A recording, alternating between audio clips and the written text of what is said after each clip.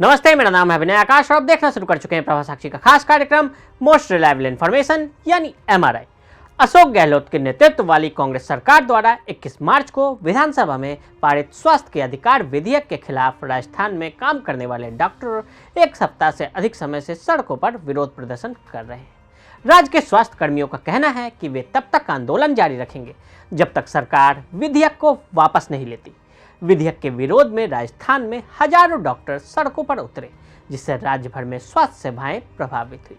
देश के सबसे बड़े physician association Indian medical association यानी IMA ने राजस्थान के डॉक्टरों को अपना सहयोग देने का ऐलान किया है। विधेयक को पिछले सप्ताह राज्य विधानसभा में पारित किया गया था, जबकि डॉक्टरों ने बिल को कठोर बताया है। राज्य सरकार ने दावा किया है कि उनकी कई शिकायतों को कानून के नवीनतम संस्करण में पहले ही संबोधित कर दिया गया है। ऐसे में हमने राजस्थान सरकार के इस बिल का आज MRI स्कैन कर आपको पूरा मामला समझाने की कोशिश की है। क्या बिल में खास है, क्यों इस बिल की जरूरत पड़ी और राजस्थान सरकार के इस राइट टू हेल्थ बिल का विरोध क्यों हो रहा है। अनुच्छेद 21 के दायरे में स्वास्थ्य का अधिकार।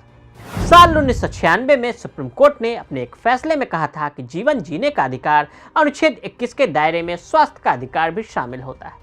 सुप्रीम कोर्ट ने अपने फैसले में इस बात का भी संकेत दिया था कि स्वास्थ्य सेवा उपलब्ध कराना राज्य सरकार का दायित्व है। राज्य सरकार की ओर से नागरिकों को उचित स्वास्थ्य सुविधाएं उपलब्ध कराने के लिए समय समय पर तमाम तरह की योजनाएं शुरू की जाती रही हैं। इन्हीं में से एक है राजस्थान सरकार का राइट टू हेल्थ बिल। क्या है ये बिल, आइए आप जानते हैं।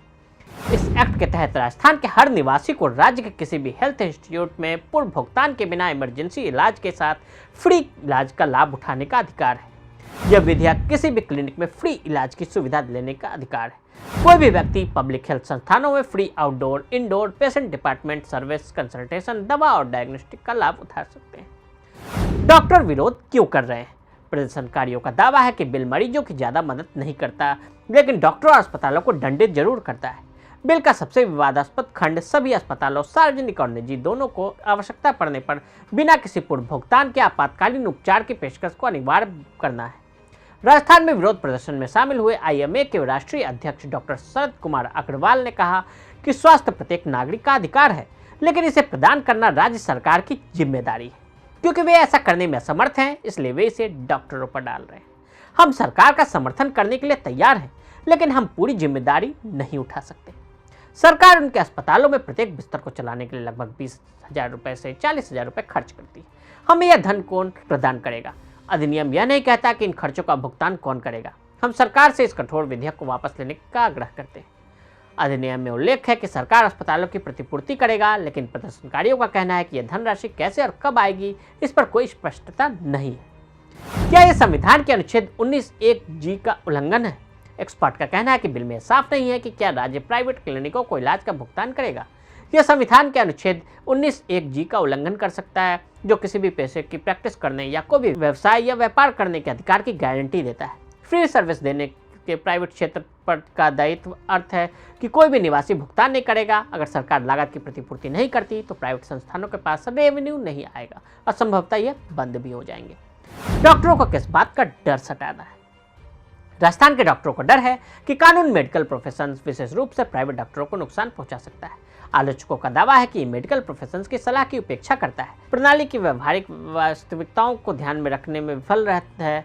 डॉक्टरों का यह भी मानना है कि एक बार कानून लागू होने के बाद उनके कामकाज में ब्यूरोक्रेट्स का हस्तक्षेप बढ़ जाएगा। उनका मानना है कि इस कानून से लोगों को फायदा नहीं होगा और यह प्राइवेट अस्पतालों के लिए बोझ हो जाएगा।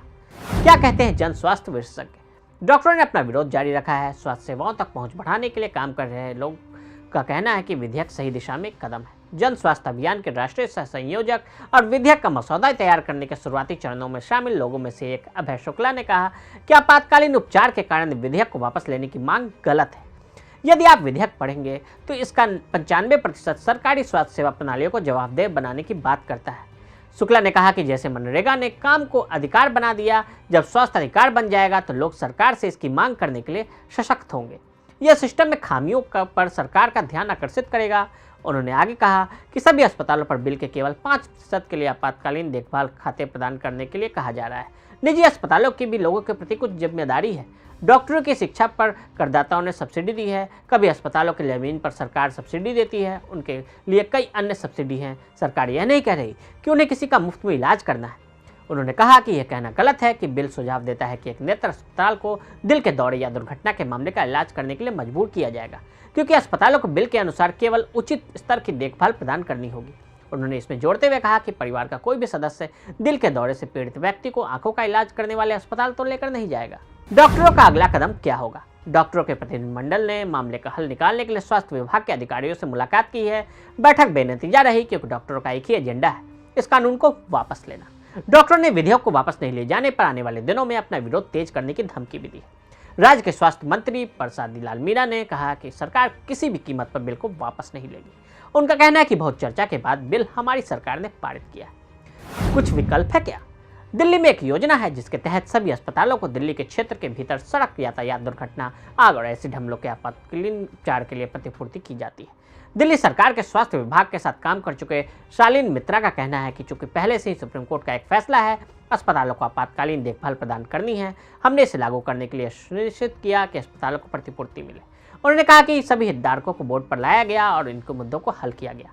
तो आज हमने आपको राजस्थान सरकार के नए राइट टू हेल्थ बिल के बारे में बताया। आज के लिए दी इजाजत। ऐसी रिपोर्ट्स को देखने के लिए प्रभात साक्षी के साथ लगातार बने रहें। वीडियो को देखने के लिए फेसबुक और ट्विटर पर फॉलो करें, यूट्यूब पर प्रभात साक्षी को सब्सक्राइब करें।